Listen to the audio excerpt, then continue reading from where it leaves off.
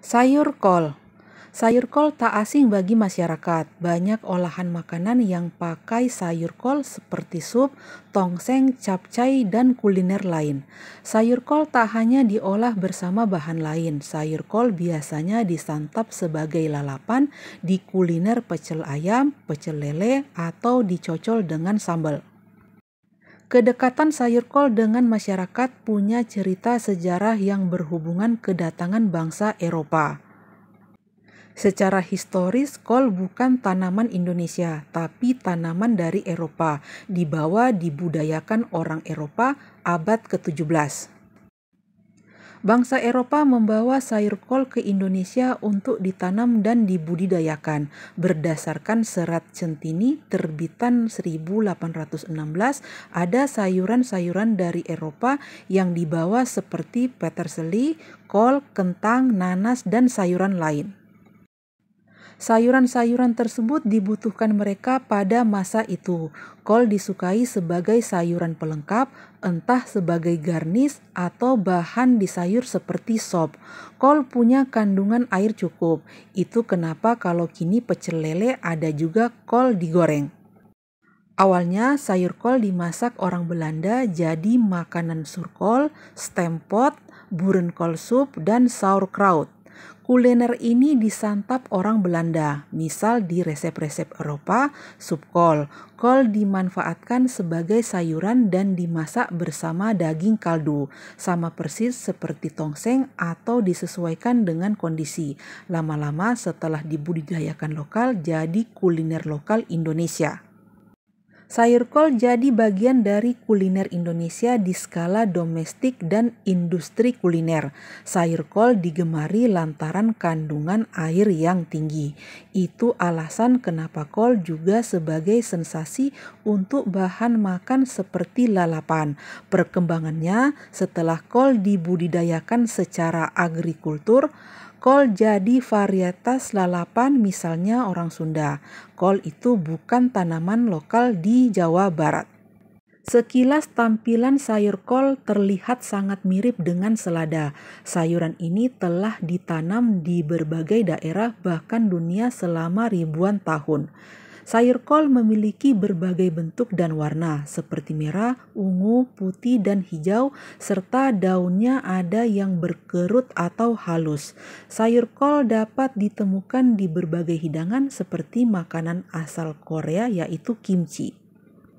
Sering diabaikan, ternyata sayur kol memiliki kandungan nutrisi yang cukup mengesankan yang berkhasiat bagi kesehatan tubuh kita, asal dikonsumsinya dalam takaran tepat. Meski kembang kol rendah kalori, ia memiliki kandungan nutrisi yang memberi banyak manfaat untuk kesehatan. Tak heran jika sering menjadi salah satu bahan untuk menu diet. Sayur kol juga mengandung sejumlah zat gizi mikro lainnya, termasuk vitamin A, zat besi, dan riboflavin. Kandungan vitamin B6 dan folat pada sayuran ini memiliki peran penting untuk metabolisme energi dan fungsi normal sistem saraf. Ia juga kaya antioksidan untuk menangkal radikal bebas. Seperti kandungan vitamin C yang tinggi dapat terlindungi dari penyakit jantung, kanker, dan gangguan penglihatan.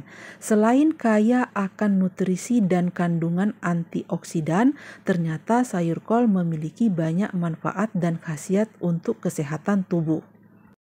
Manfaat yang pertama sebagai sumber serat yang bagus. Asupan serat harian yang disarankan adalah 25 gram untuk wanita dengan rentang usia mulai dari 19 tahun hingga 50 tahun. Dalam 2 cangkir kubis cincang mengandung hampir 5 gram serat. Manfaat yang kedua meningkatkan kesehatan tulang.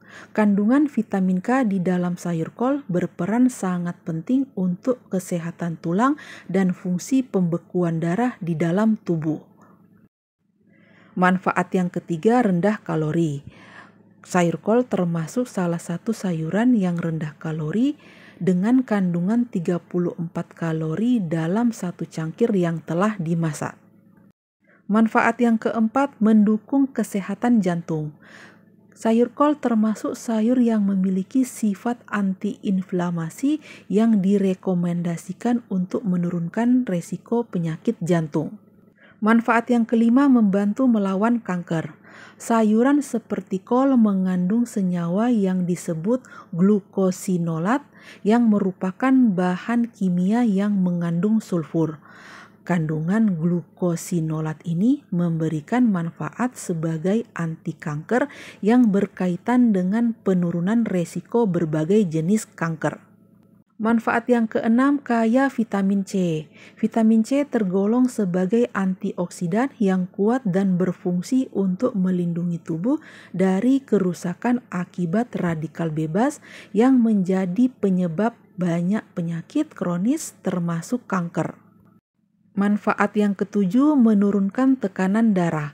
Sayur kol merah merupakan sumber kalium terbaik yang dapat menurunkan tekanan darah tinggi dan menjaganya agar tetap seimbang dan sehat. Manfaat yang kedelapan, menurunkan kadar kolesterol. Sayur kol mengandung 2 zat yang telah terbukti dapat membantu menurunkan kadar kolesterol LDL yang tidak sehat bagi tubuh. Manfaat yang kesembilan, makanan untuk menu diet. Selain menyehatkan, kol juga termasuk salah satu makanan yang enak untuk menu diet. Sayuran ini bisa dimakan secara langsung atau dimasak dan ditambahkan ke berbagai macam hidangan seperti salad, sup, semur, dan selada. Manfaat yang ke-10, mengatasi peradangan. Kandungan antioksidan yang beragam pada sayur kol terbukti dapat mengurangi peradangan kronis yang kemungkinan bertanggung jawab atas efek antiinflamasi. Manfaat yang ke-11, meningkatkan fungsi penglihatan. Dalam sayur kol mengandung lutein dan zeaxanthin yang berkontribusi baik bagi kesehatan penglihatan. Kedua antioksidan ini bekerja untuk melindungi retina dan lensa terhadap sinar ultraviolet. Selain itu, sayur kol juga mengandung vitamin C dan nutrisi lainnya yang dapat meningkatkan fungsi penglihatan. Okelah teman-teman, demikian sedikit cerita saya tentang sayur kol. Semoga apa yang saya bagikan ini bermanfaat dan bisa menjadi inspirasi bagi teman-teman yang lain dalam menyajikan konten-konten menarik di channel masing-masing. Terima kasih saya ucapkan bagi teman-teman yang selalu setia menonton video-video dari saya, yang selalu memberikan komentar-komentar yang baik, komentar-komentar yang positif. Terima kasih juga bagi teman-teman yang sudah subscribe, like, komen, dan share. Semoga kebaikan teman-teman semua dibalas kebaikan juga oleh Allah Subhanahu wa Ta'ala. Sampai jumpa di lain kesempatan. Wassalamualaikum warahmatullahi wabarakatuh. Sayonara.